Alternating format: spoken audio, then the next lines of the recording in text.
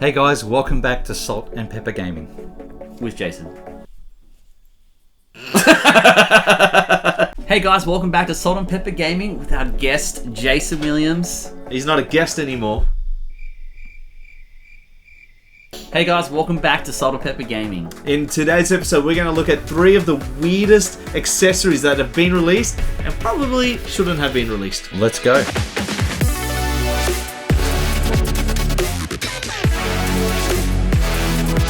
So over the years, we've had a chance to play some pretty amazing games, but if we go back to the 1980s, there were some incredible game controllers that were released to make the games more immersive. But, in recent times, looks like, PlayStation and Xbox with their controllers have decided to make them very similar in style. Over the years, we've just perfected what we think works for controllers, but it's not always been the case, has it? That's right. But at times back in the day, they made some experimental accessories. So we're going to have a look at the first one. And the first one is the Coleco Expansion Module 2. What he said. Let's look at it.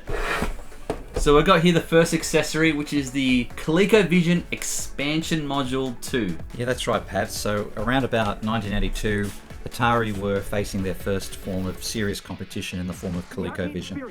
Coleco was a much more powerful machine, and they really built their reputation on coming up with the best arcade conversions to play at home. This steering wheel and pedal adapter was released to support a game called Turbo. Turbo had been released by Sega in the arcades, and it was one of the very first driving games to feature a pseudo 3D effect on the screen, which was very impressive for the time. Yeah, wow. So tell me about, the foot pedal comes off? Yeah, so the foot pedal comes off, yep. And you would then plug it into the front of the unit.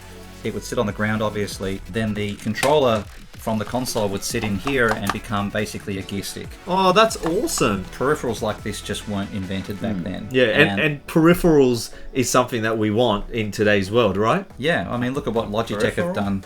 Yeah, peripheral. What's a peripheral? It's like the thing with the other thing. No.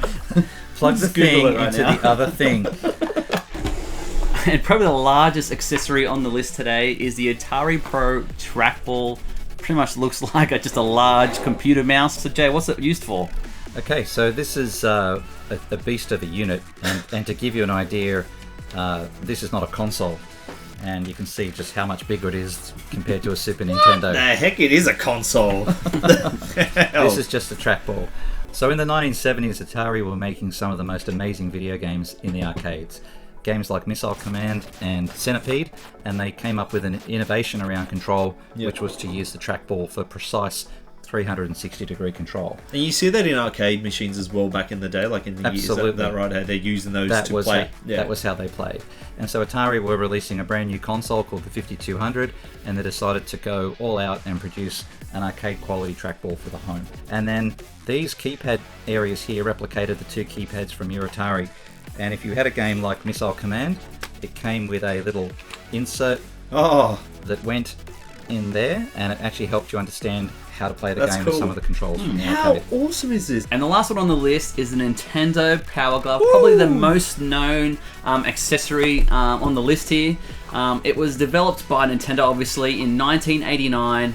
It was their attempt of motion control, but it only was truly perfected in the Nintendo Wii. Yeah, you see, at that time, the hype was huge. You could see it demonstrated on the TV. It even appeared in the blockbuster movie The Wizard back in the day, and it just the crave for it was just huge. Everyone wanted one. I love the Power Glove. This was a really clever design at the time, but a good example of hype over substance.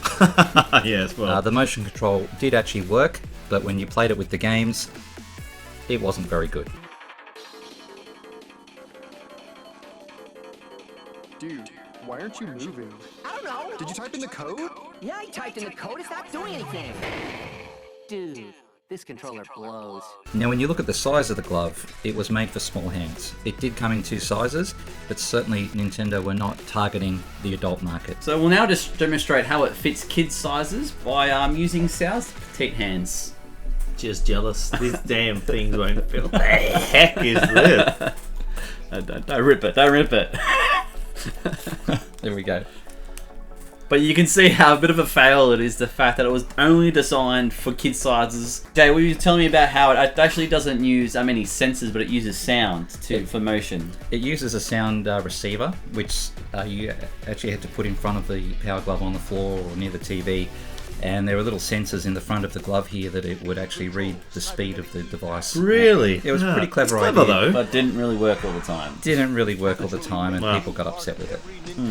Nintendo did discontinue this the very next year, and they didn't tell anyone about it. So it's just 1 year this was released. It's probably Wow. less than a year. So there you have it, just 3 accessories that we think were pretty unique from back in the 80s and 90s. So if you think we've missed any, comment down below some accessories that you think we can add to the next episode for the weirdest accessories. Yeah, mate, thanks so much for joining us again. It's my It's pleasure. been really cool.